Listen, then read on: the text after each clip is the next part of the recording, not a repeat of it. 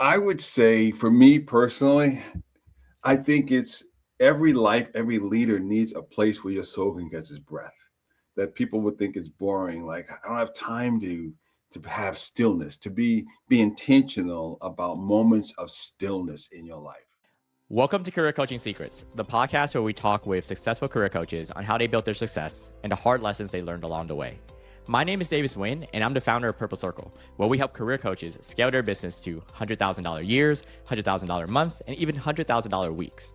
Before Purple Circle, I've grown several 7- and 8-figure career coaching businesses myself, and have been a consultant at 2 career coaching businesses that are doing over $100 million each. Whether you're an established coach or building your practice for the first time, you'll discover the secrets to elevating your coaching business.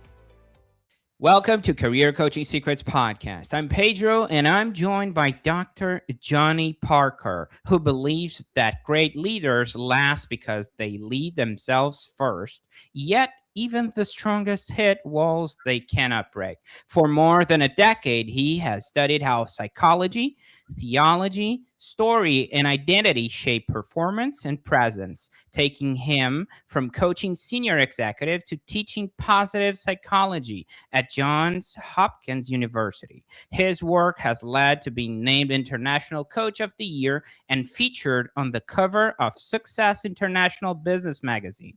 Dr. Johnny helps leaders who feel stretched thin or quietly running on empty, rebuild clarity, restore confidence, and regain consistency in 90 days through his Core 7 and Turn the Page programs. Welcome to the show, Dr. Johnny.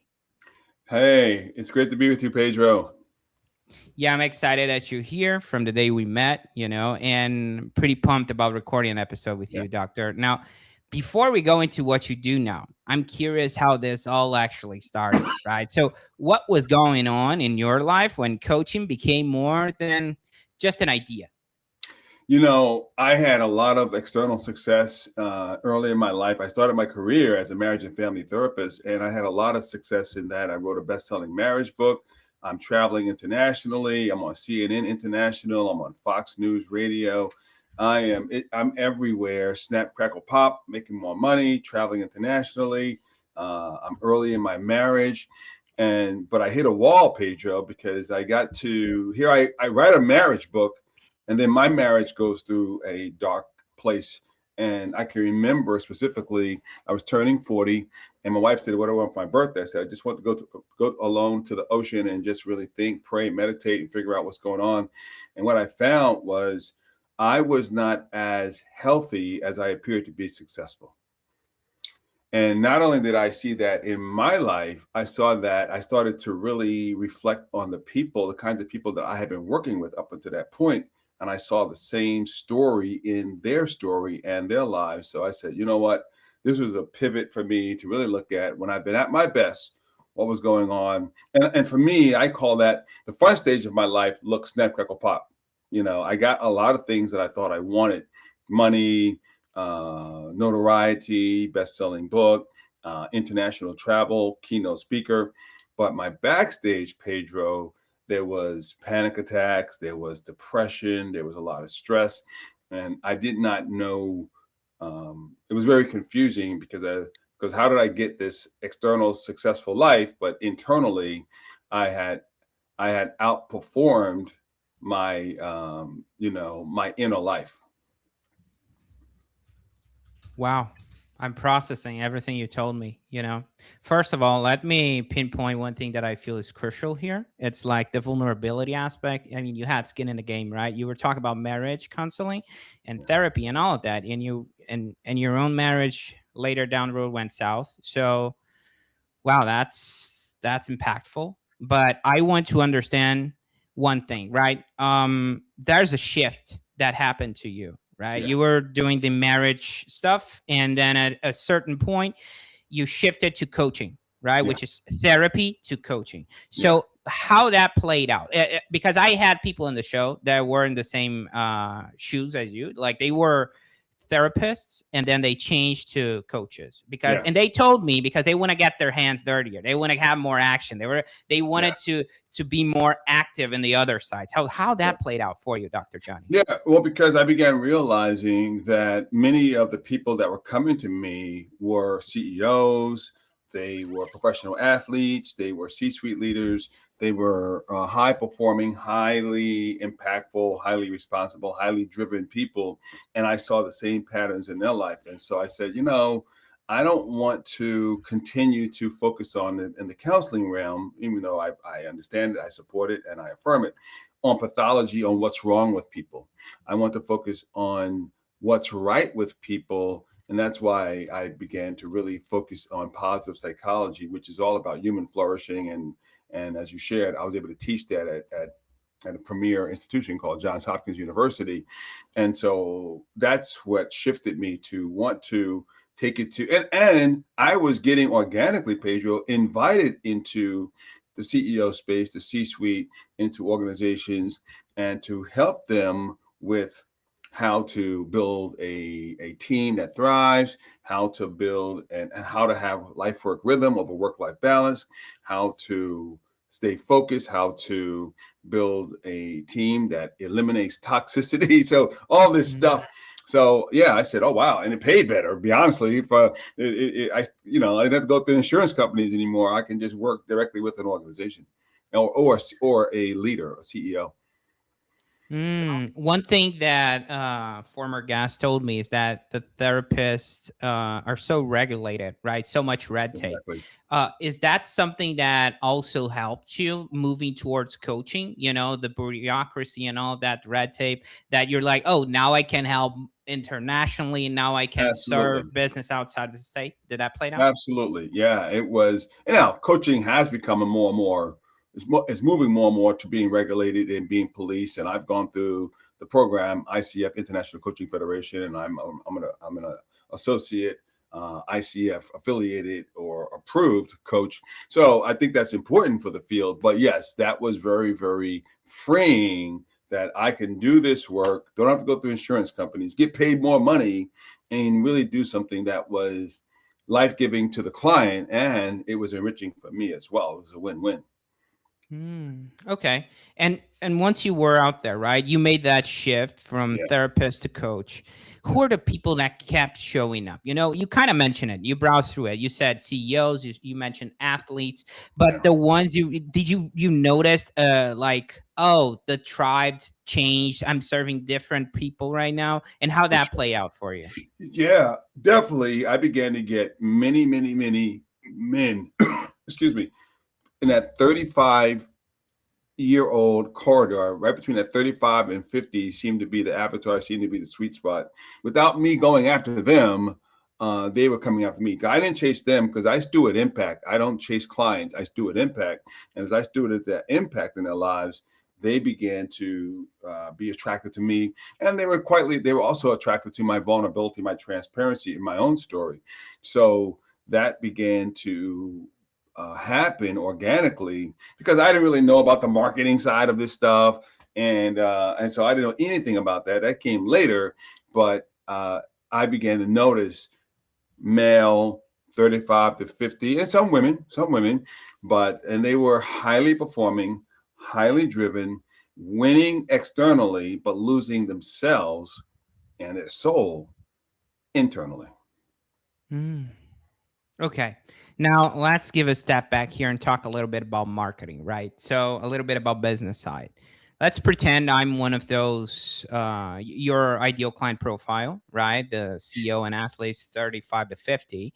And I'm looking for someone in your space or someone who can help me with that. How would I be able to find you? How do they usually find their way to you in the first place, for example? Yeah, a lot of 95% of the people who find me, they refer to me. They've read my book, or they've heard me at a keynote. So that's where most of it, but 95% are referral. And this happened just this week. I've got like 3 or 5 calls, all from someone that I helped experience impact and transformation. and they gave my name, and or someone picked up my book. Hey, I've been going through your book, and I want to know if I can engage you. Just happened also because we just did a talk, my wife and I, to ambassadors and diplomats the other. I'm in Washington D.C., so we get a lot of those around here. So I just gave a talk the other night recently, and boom, so we posted that, and people have seen my work around the country, around the world, and reached out to me on LinkedIn and other parts of social media saying, hey, I'm using your work in this particular country. I'm using your work in this particular state. I didn't know that. So that's how it happens. It's a book, it's a keynote, it's a referral. Okay. Now let's talk about the mechanics behind the scenes for a moment. Like how do you structure your business, right? The coaching practice. Now, imagine I read your book, or I was referred to you, or even I joined a keynote. I watched you in the stage and for a keynote, and I look at your stuff. I'm like, hey, Dr. Johnny seems like a pretty cool guy. I want to work with him, right? Yeah. So how would that look like from my perspective? Like if I'm being onboarded as a client, you know? Yeah. Yeah. Well, first we sit down, we just affirm and listen to your story, Pedro. I don't take you any place you're not ready to go. I push it back on the client. This is your story. If you will, I get to be a life editor in the Pedro Stein story, but this is your story. And my goal is to help you know that story, get high definition clarity on your story, align that story with your core, what really matters to Pedro, and master that story. So we have what we call the transformation, where we begin to walk out of that experience with an inner excellence and a relational wealth and a professional mastery. But that's what we do. So we sit down and we really listen to the story that's not working, because people come to me oftentimes to come into with some kind of anxiety, some kind of angst, some kind of pain, and what's not working. And we want to listen. What's the story you want? If we have 7, 10 sessions, where would you like to be? What's the story because we say in my work, every life is always telling a story. The question is your life, is your career, is your work, is your relationship, your business telling the story you want to tell? And oftentimes people are like, no, it's like different genres of story, Pedro. For some people, the story is a mystery. For some, it's drama. For some, it's horror. We say we get that, but as we do the work together, we want to help move that story to a transformation of adventure and love, so that you're showing up in your story from love and not for love. Okay, so you mentioned a couple times the word story, and Yeah, that caught my attention. And yeah, the reason it caught my attention is because I want to ask you something. Like, sometimes I feel like people have surface level answers to really deep questions, right? yes. Like, oh, I'm looking for the new house, I'm looking for the new car, the brand phone, and all of that. So how do you, like, you have that on a day-to-day basis, talking with people and trying to find that the story, the real intention behind it. Do you see people don't really think about that, the real goal, the real intention behind stuff? How do you manage to get deeper down there to understand what they really want, you know? Yeah, we seek to give them what we call the Fab Five in terms of their questions, in terms of the story, and this helps to begin to get them some language, because we want to help them hear themselves. That's my goal. I want to help you hear you, but my goal also, I want you to feel as your coach that I see you. I hear you, because people need to be seen, people feel need to be heard. And so I really make sure that my client feels seen by me and heard by me. And so we take them through the Fab Five to go deeper, to move them, what we say, from water ski to scuba dive. And so with the Fab Five, Pedro, we're asking the question, who am I? Identity. What do you want? Impact. Why do you want it? Intent. Who are you becoming? Integrity. How do you want people to experience you? Inspirational. So we call that the Fab Five, part of our framework, along with other parts of our framework. And we walk people through the Fab Five to just begin to prime the pump on the story, what's really going on inside. There's a proverb that says there's deep waters in the heart of a person, and it takes wisdom to bring it to the surface. Hmm. Interesting. Okay, you're getting me to a rabbit hole here, Dr. Johnny. You're getting me to the Let's scuba wrap it dive up. experience. Just scuba dive, my friend. you know, there's also one thing that I would love to ask you that I feel like sometimes it even happens to me, right? It's like we don't realize sometimes skills that we have, right? Right. It's like I have two kids and I just browse through stuff that I know, but sometimes it's not that simple. And they tell me, hey, dad, how do you do X, Y, and Z? And I'm like, oh, blah, blah, blah, and just go for it. And do you feel like CEOs and people don't realize sometimes the really like the skill set they already have, like oh, that's your strength, right? That's you have such a strength doing that, and you should focus on that. Do you see like people sometimes just focus on their weaknesses? I do, but more and more people are starting to embrace the idea of staying in your area of strength, because that's where you're going to get the energy. And the studies that show that people who stay in their area of strength, in their genius zone, are 85% more effective and impactful. And so there's definitely, but you're right. There was a time when many people felt like, to get better, I got to focus on my strengths, get better at my strengths. No, because that dilutes that. I mean, get focused on my weaknesses. That dilutes your strength. So no, we want to take you in your strengths and help you deepen that. We don't want to weaken that, deepen that. Some parts of your weaknesses, you're going to have to hire someone else to do that. Okay. Some parts of your weakness, you need to get a little bit better, but we don't want to spend a lot of time there. We need to get some growth, be aware of it, but we definitely want to take you deeper in terms of what you already is your genius zone, and stay and highlight that. Mm. Okay, that makes perfect sense. Now, I want to understand one thing. You have different programs, Yeah. and I would love to understand is like how does that play out? Do you have like just one-on-ones? Do you have like one to many? How does that work? Just trying to understand uh, the point of view from your perspective and how do you want to impact people, right? Sure, sure. So for sure, we have one-on-ones, and we have B2B, business to business. So we have all the above in terms of that, because we have where we have businesses, two or three businesses that are on retainer with us. So so they're on retainer. So we have that level, and then I have the one-on-ones that are ongoing, and typically for us, that's a year. That's a year commitment that we're working with someone, and at least a year to really get at the story they want. So we have different ways of engaging our clients. Mm. Seems like a pretty customized experience, right? You're Absolutely. having the first call to understand, doing the scuba dive and all that, the Fab Five, and everything you just laid out to me, the one Yeah. on ones, the group setting, the one to many, right? So how do you think about managing your time and energy so the business doesn't start owning you, for example?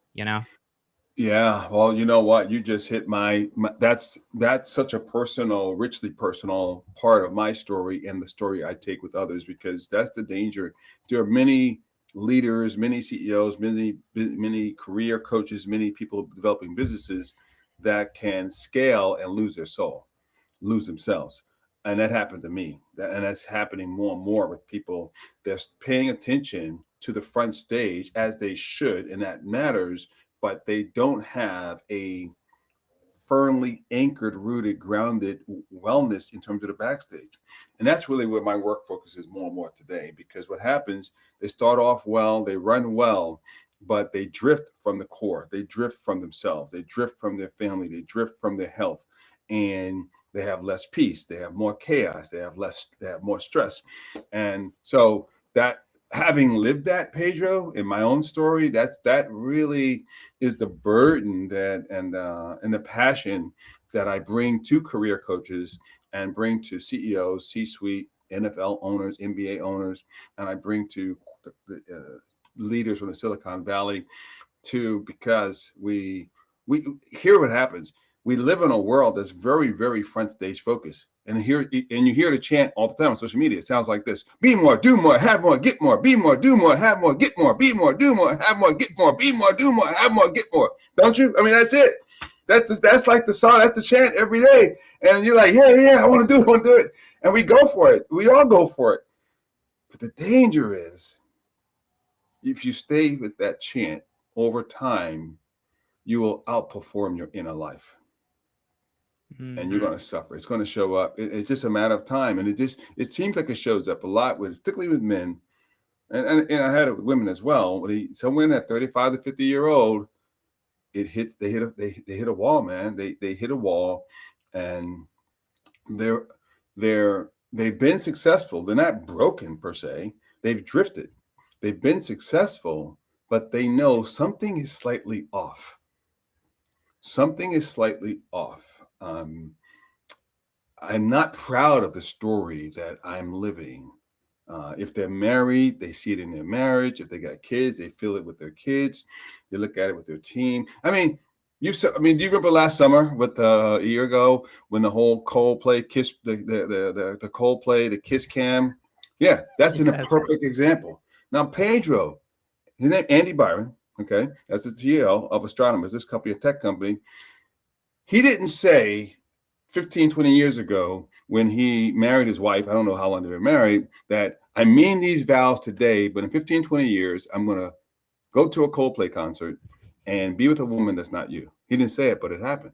Neither did he say to Astronomers when he developed the company, hey, we got to have these core values. We did that at some executive retreat 10 years ago. I mean this. This is, we all are committed to this. Yeah, we buy into this. This is our culture. But in 10 years from now, I'm not going to mean this, but it happened. It's called drift. It's called drift. So I want to help. So my work, I want to help leaders, career coaches, remember their core, remember what keeps them centered, what keeps them anchored. How do I succeed as a career coach externally on the front stage without losing me, without losing my soul on the backstage? I feel you, and I can only imagine, like, for example, you told me someone in another country was reading your book, right? And they're like, hey, I'm implementing the stuff you wrote here in my country and all that and blah blah blah. And I'm thinking, like, this must energize you, right? This is so cool. And at the same time, how hard it is to sometimes step back, right? Because if you love the work so much and you care so much to impact people, it's hard to not just press and move forward. It's like I'm having fun doing this and it energizes me, but at the same time, it's going to deplete me. So that finding that balance, I feel like in my skin, I love my work. I'm doing podcasts. I have my own practice. And sometimes I need to hold myself back. And I'm sure if that's your case, but I'm like, this is so fun. I don't want to stop, Sure. Yeah. No, for sure. But I'll say this. You said a cuss word that we don't like. You said, what did I say? Balance. We don't say that word, Pedro. It's not, that's what messes us up. It really does. Because we say it, we hear it all the time. Life, where we say work-life balance, work-life balance. That's just the order of it is off. Work-life balance. No. Life is not a balance. Life is a rhythm. So in my work, we teach life work rhythm. And so to your point, yes, we all want to do great work on the front stage externally. And that's my whole book, Front Stage, Backstage, External Success Requires Internal Health. I wrote the book a year ago. And so that's an important piece of this. But the deal is, if you don't write your front stage, backstage story of life work rhythm, Pedro, or for any of us, life will write it for you. Life will write it for you. And I'm a part of the Harvard Business Review Council, and Harvard does a study and said that when we are intentional about regular reflection over on our lives, we actually have greater productivity when we spend 12 to 15 minutes a day over a 10-day period, reflecting on our lives, reflecting on our story, reflecting on how we're showing up. You actually increase your productivity by nearly 25%. That's counterintuitive, but yeah, you actually increase your productivity by paying attention to the backstage and to being intentional about moments of reflection, which is what I do as a regular practice for myself. Nice. Okay. Now let's talk about future a little bit, Let's do it. So Johnny, what's the direction you're aiming this business towards? Are you thinking more about growth, leverage, building a team, or refining what already works? What feels most exciting right now? Oh, what's exciting is I'm certifying people in my frameworks. I'm taking people through my frameworks. That's really really cool, really really exciting. And now I have found out we're going to be. I'm taking one of my sons are excited about the work, and so I'm taking them through it for themselves. And so framing people, so certifying people in my framework, deepening partnerships, that's exciting. Deepening partnerships with organizations, and that I'm really thrilled. Internationally known organizations. So that's really cool, really exciting. And again, my wife and I, on some occasions, when we have that high profile, highly impacting, highly driven, performing leader, and they're married, my wife and I get to do that work with them and be trusted advisors. That's exciting to be able to involve her in that way. And yeah, just being able to take the work international, as we did last year. We were in Dominican Republic, we were in Mexico, and so we're taking it international. So that's really cool. Nice. It sounds exciting. And even when things are going well, there's always something under construction, right? So Oh yeah. what's the main thing you're actively working on or trying to improve in the business right now? Yeah, well, it's kind of what I shared earlier, that I have to always guard scaling the business and not losing me. That's really, really front and center for me. Scaling the business without losing me, scaling the business and not losing what matters most: my marriage, relationship with my three sons, my friendships, and my health, my well-being. So that's the big thing. 'Cause I got all kinds of ideas and goals and things that excite me. I just got to make sure that I stay in my own rhythm as I scale the business, that I don't lose me. I don't lose what matters most to me. Mm. Okay. I mean, some advice time right now. I'd love to dive into your experience, right? You've been around long enough in the game to see trends come and go. Sure. People give business advice nonstop, especially online, right? We're scrolling the internet and it's like AI is dead, next post, AI Yeah. is gonna take over, all that, all that Right. stuff. Now, what would you say it's like something you hear repeated a lot that you think people misunderstand or overvalue, Yeah. I think the thing that I hear repeated a lot, I don't know how to say this without sounding redundant, that the whole notion of work-life balance and what that really is, and the misnomer of that, and I think that gets misunderstood big time. I think that's missing the mark there and setting people up for disappointment. I think that's a big one that comes to mind immediately. And I think that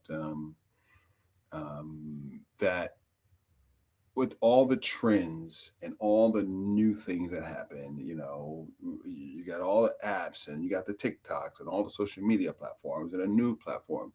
At the end of the day, to live a well lived life, it's important to really have moments of doing a Fab Five moment on yourself and really looking at, who am I? What do I really want? What does it matter?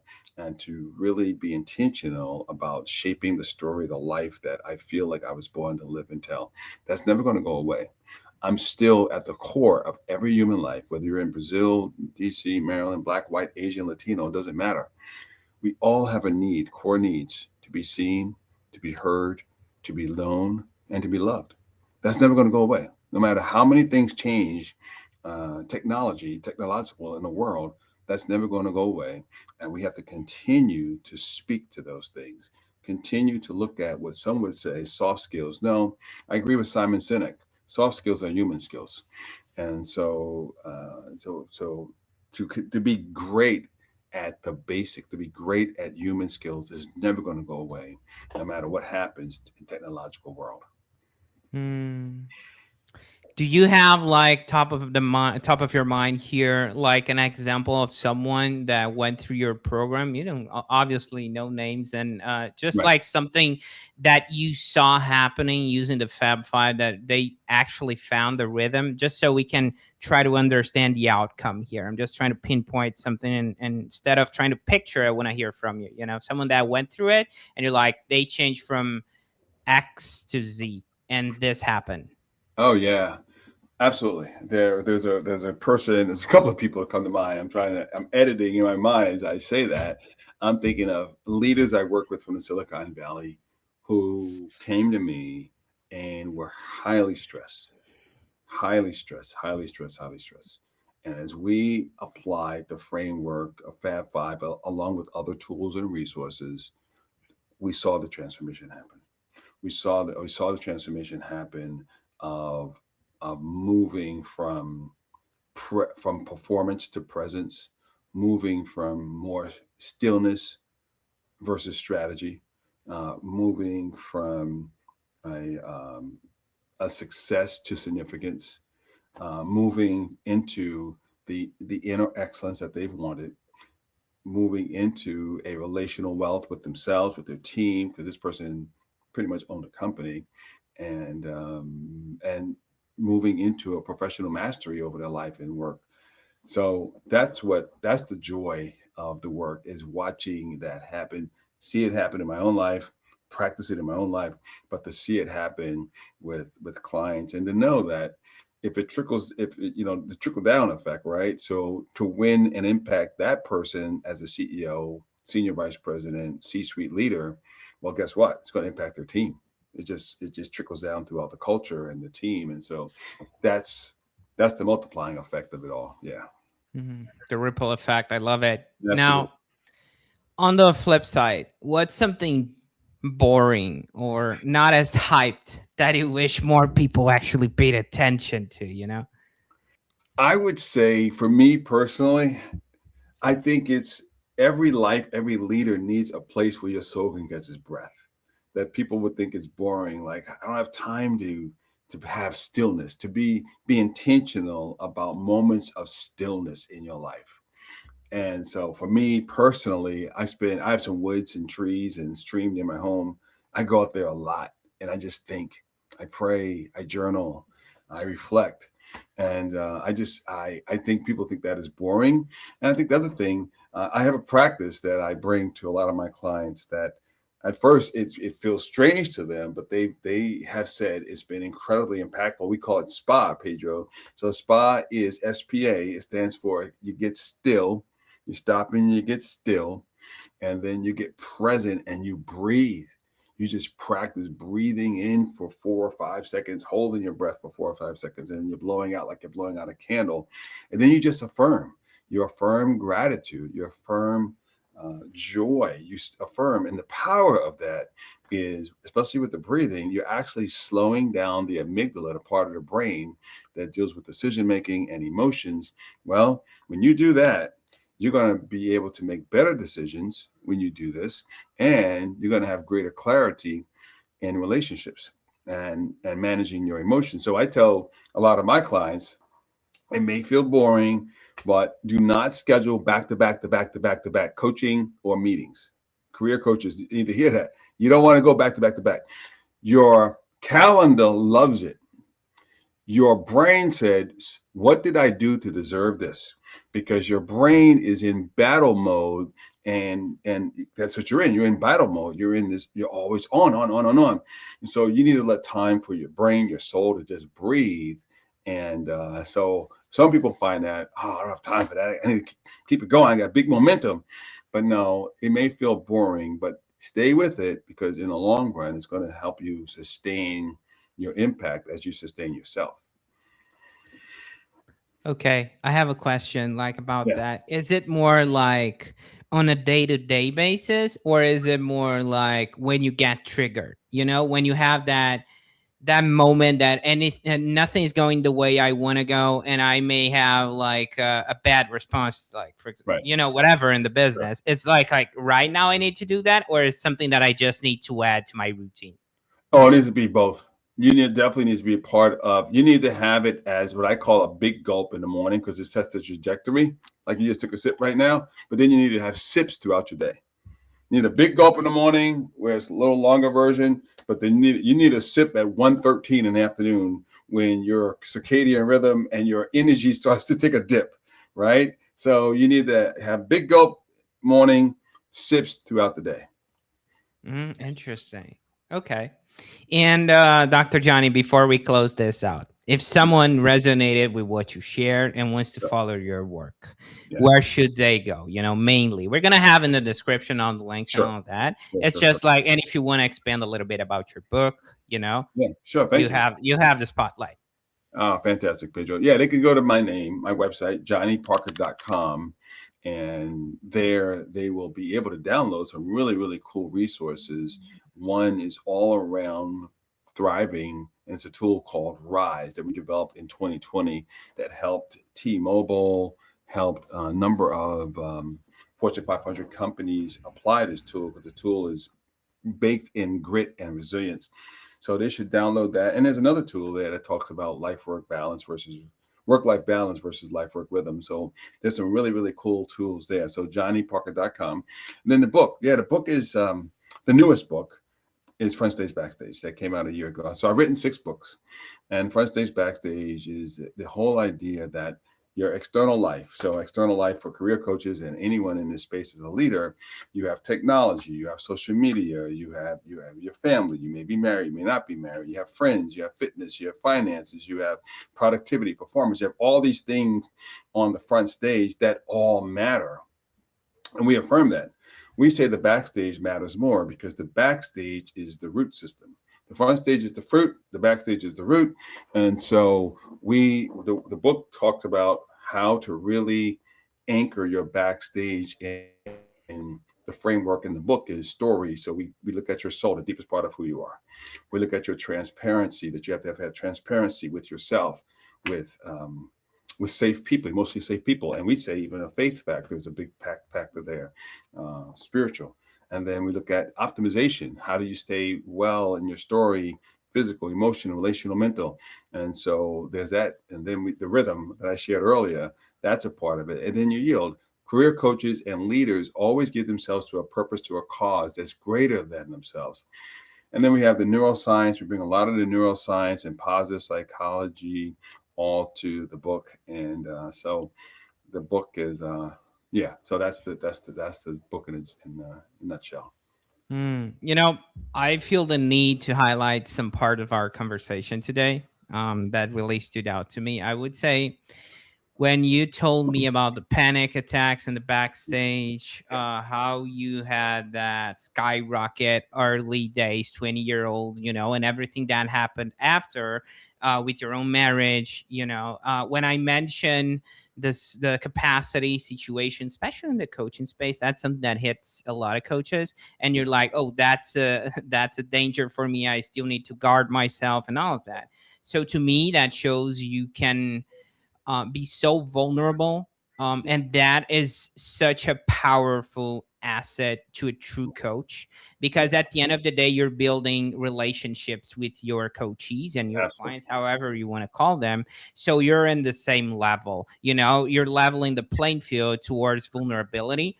And that it's so much easier to create connection with a coach, because you're like, hey, I've been through the stuff you're going through. I had skin in the game, been there, done that. And it's just saying out loud, it's like really owning it, so I commend you on that.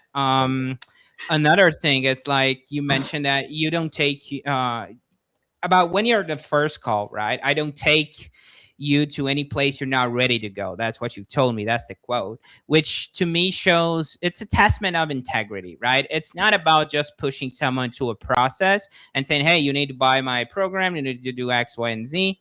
It's just like, hey, if this doesn't make sense, this is not going to end well for both of us. So let's stop right there. And maybe I can send you to someone who can potentially help you.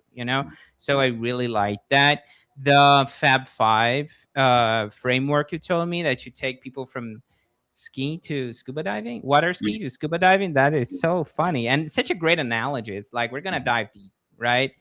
And last but not least, life is a rhythm, right? I really like that, the way you framed it, and how you see life and how the work balance for you. And I think for most people that don't realize, it's like it's a myth, right? And we're the whole person, so we need to find a way to find that rhythm. So Right. this is my long-winded way of saying, Dr. Johnny, that I really appreciate you taking the time and being open with us today. It was great having you on. I enjoyed it, Pedro, and it's been fun. Thank you. And thank you for having me on. That's it for this episode of Career Coaching Secrets. If you enjoyed this conversation, you can subscribe on YouTube, Spotify, Apple Podcasts, or wherever you're listening to this episode to catch future episodes.